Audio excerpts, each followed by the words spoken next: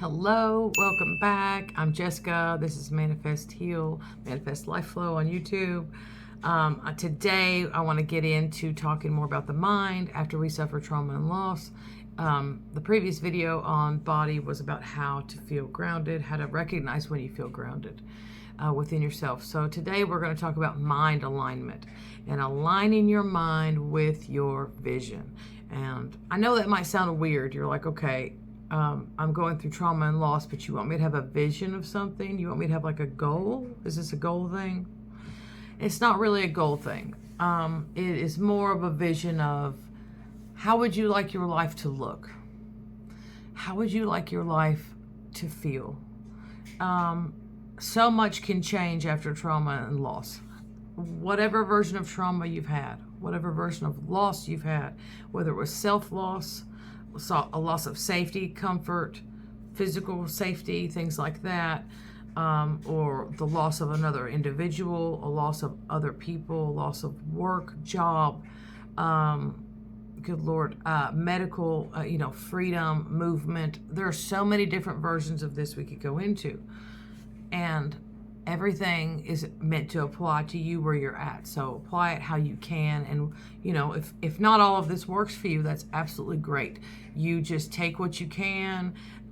If it inspires other actions or other ideas in your mind, that's awesome as well. So again, this is all about your choice, about how you want to process and go through healing after trauma and loss. Now, there's also a difference between continual trauma and like a single moment. Somebody can go through a car accident and it's in that moment something happened. But then there's ongoing trauma afterwards during the healing process. Are they in the hospital? Have they suffered an injury? Is there recovery and rehab? Is there a change to how their life now looks for day to day? Dealing with this can be extremely, extremely difficult, and often people go through a major bout of depression, exhaustion, and lots of extremes because everything changed so fast, and everything in the physical world changed first. It seems like that takes the precedent because that's what we see and experience. And after a while, we realize our inner world changed radically as well. And that's harder to talk about, and that's harder to process, and that's harder to explain without miscommunication or misinterpretation by others. It can be very lonely to go through trauma and loss because you understand very, very much how you feel about it. And it's very hard to express that to other people. And it will depend on how they feel. Are they okay with talking about certain things? Are they okay with being emotional? Are they okay with discussing things? So we've got our own inner world, and then when we interact with others, their inner world is coming out, right? Aligning your mind with vision at this stage, when you're dealing with and healing from trauma or loss, is not about forcing. It's not about rigid lines and rigid boxes and rigid calculated things. We're talking about an overall vision. When you think of a vision, do you think of a painting, a landscape?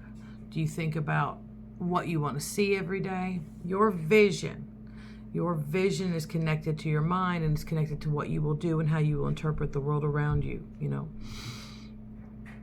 So when you sit down and you're grounding yourself and you're getting your center and you let your mind wander, and you wander into places and things and ideas that help you soothe and help you heal. So that might be, you imagine what it would be like to go on a trip to Italy and what you would want to see and what it would be like to eat the food there and what would it taste like. Is it going to be better than here? What are the smells? What are the sights and sounds you're going to hear? Wrapping up into that kind of vision is a great way to see yourself in a healthy manner. I don't like the word escapism.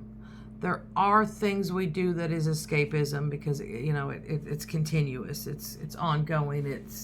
every single day someone's trying to escape reality and live somewhere else in their head where they don't have to deal with what's happening.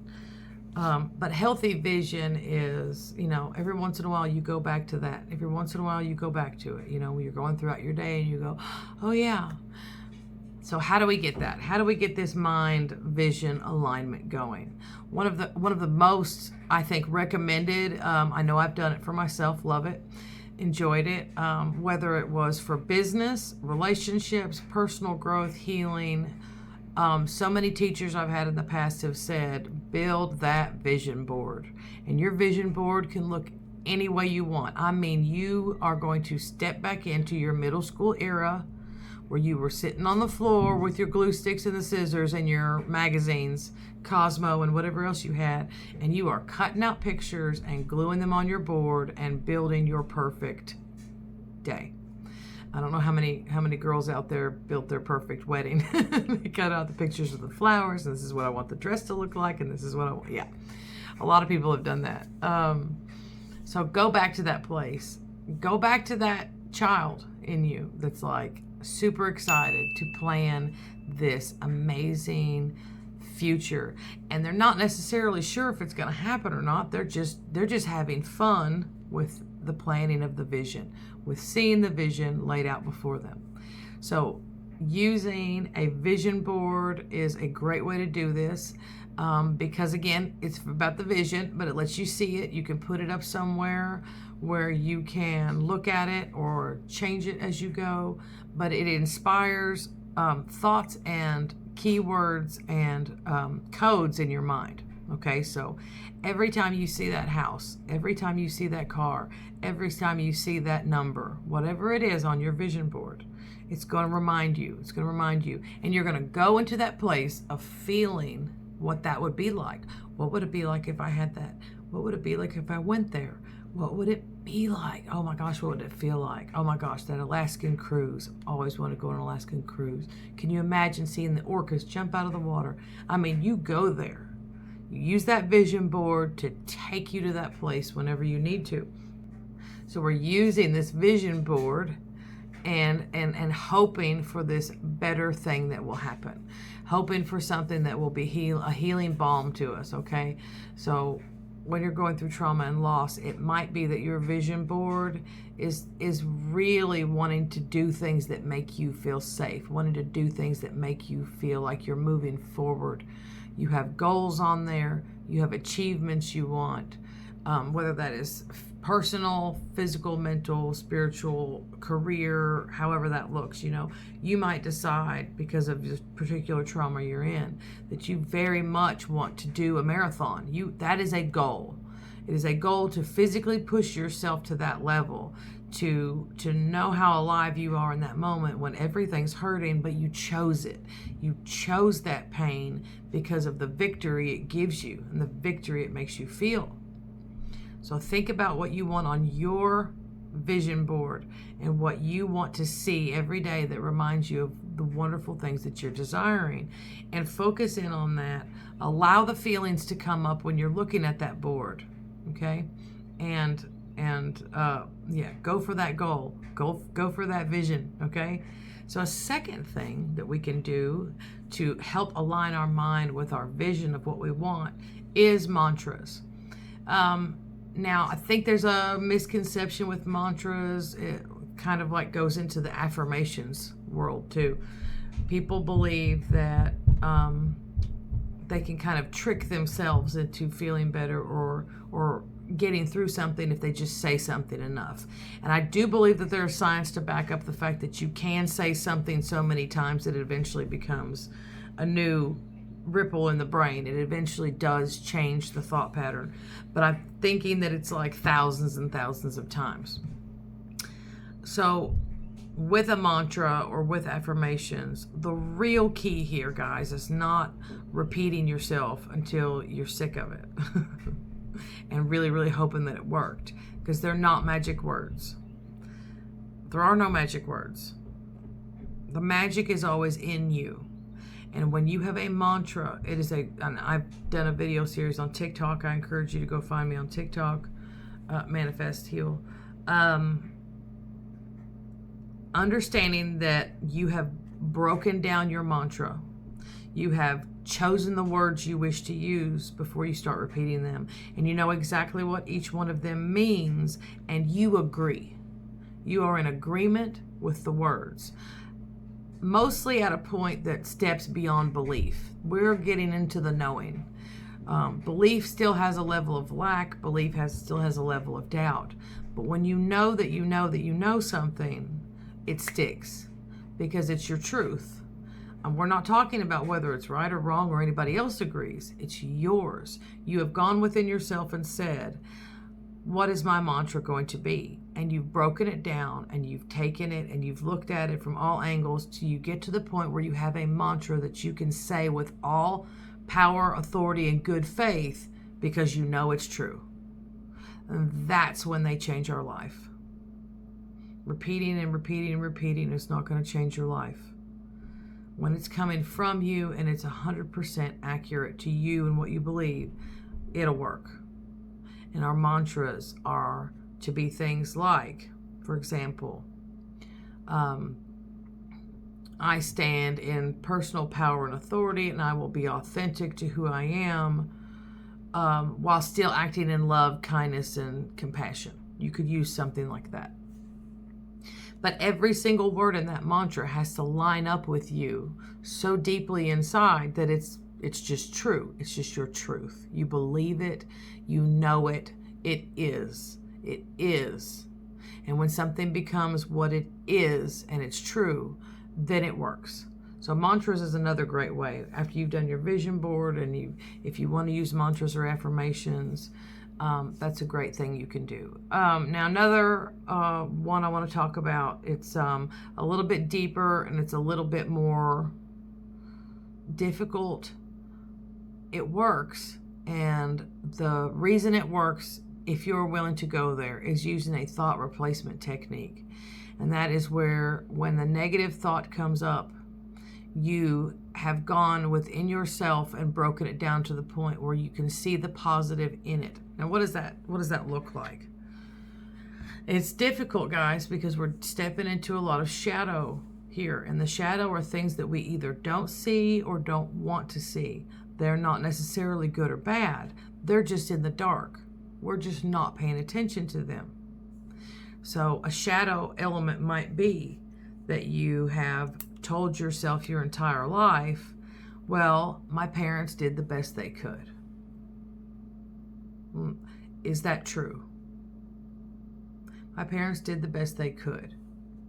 If you don't fully 100% believe that, then there's something, didn't say it wasn't true, but there's something in there that's a niggling little doubt that you have to come up against. To make that true, you would have to find what that is. You would have to find the evidence within yourself that says that that's true. And if you find something that is not in alignment with that statement, my parents did the best they could, that tiny little thing needs to be looked at and talked about and examined. And I would go deeper into that, but that one's a difficult one. That's going to be very personal to anyone listening. Whenever you have let's use the word mantra. Well, let's say you have mantras from growing up and you say them all the time, but they're not yours. Somebody told them to you and you have taken them on and accepted them as truth. Well, the thought replacement technique is saying, wait a second, whose words are you repeating? Is that truly what you believe? Now let's replace it with the truth, or the one that's in alignment with you. So that when you say those words, even if they're the same words, my parents did the best they could, you have so thoroughly gone through all of that means that it's taken away the doubt and it's taken away the confusion, and you can honestly say that. But now you're saying it with compassion. Now you're saying it after forgiveness has set in. Now you're saying it from a place that's not attached or feeling like a victim, or, all of these things have been gone through. And thought replacement techniques, although very difficult, work extremely well to revolutionize your life, because you are accessing the deep core parts of you and your thought process and your beliefs and your memories, and you're taking them and saying, why do I think this? Do I even think this? Is this something someone else told me? Is this what I believe? And what do I know to be true for me? And I really think if you want to go with that technique, it's good, but take it slow. Allow your meditation time, or when you're doing the mantras, when we want to be observers. We want to be less reactive and more observational about ourselves, especially when we have heightened emotional states from trauma and so many things changing in our life. We have to step back and observe and say, okay, this thought just popped into my head. Why is it popped into my head? Who said that? Why do I think that? Do I think that? Do I agree with it? You know, we go down a list, a really short checklist of validation points to say, do I or do I not agree ultimately with this?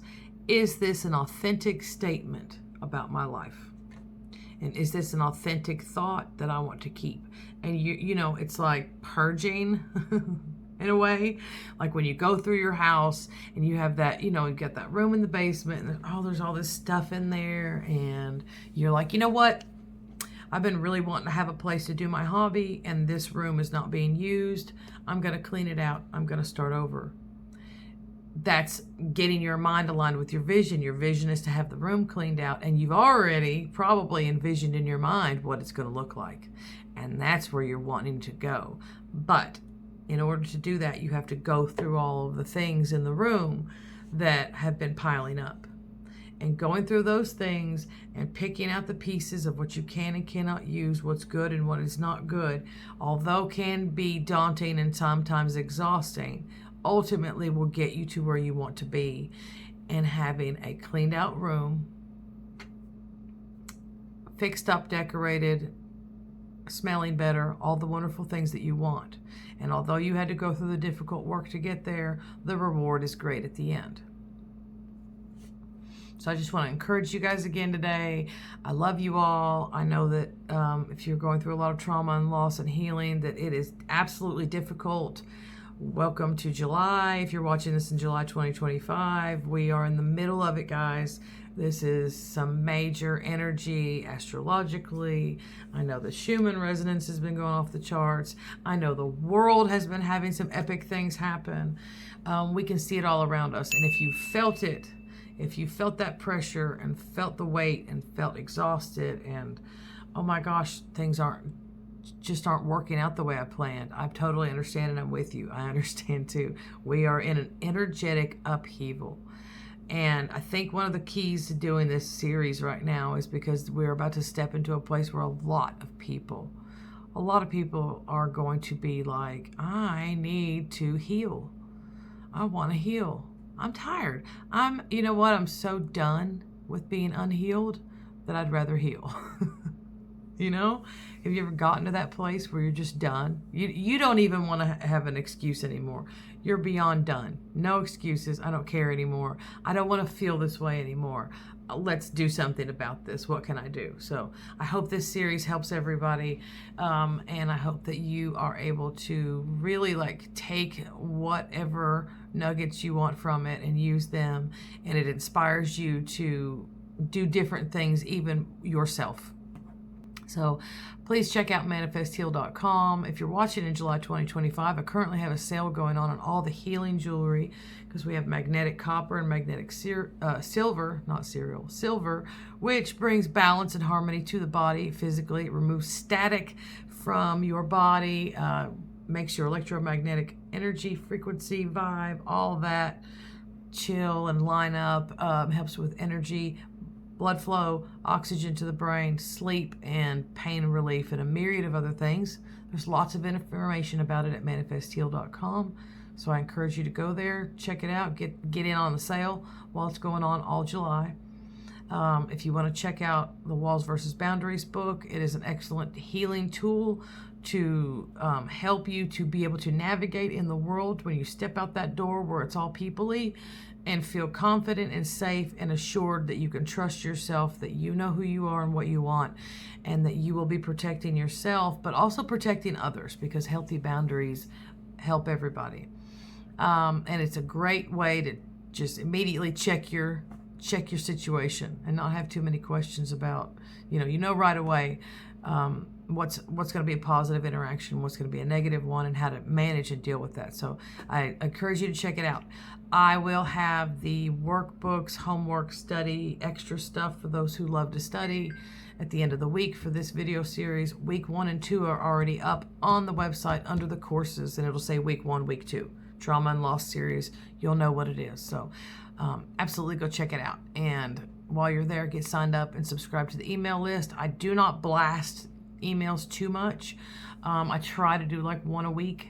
Sometimes I'll do 2, but mostly I want you to know when something new is happening, when the homework has been posted, or when a sale is going on, things like that. So check in, get subscribed at manifestheal.com, and I will catch you guys, everyone, on the next one, okay?